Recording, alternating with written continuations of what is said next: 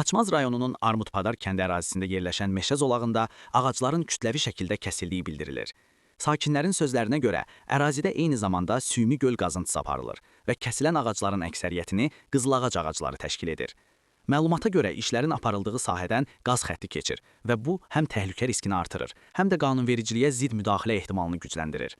Daxili İşlər Nazirliyinin mətbuat xidmətinin Quba regional qrupundan verilən açıqlamada qeyd olunur ki, faktla bağlı araşdırma aparılır və nəticələrdən asılı olaraq əmələ hüquqi qiymət veriləcək.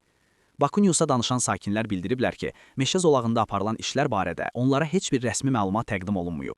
Onların sözlərinə görə, meşə fonduna aid ərazidə bu miqyasda ağac qırıntısının aparılması ciddi narahatlıq doğurur və belə vəziyyətdə əsas sual ortaya çıxır.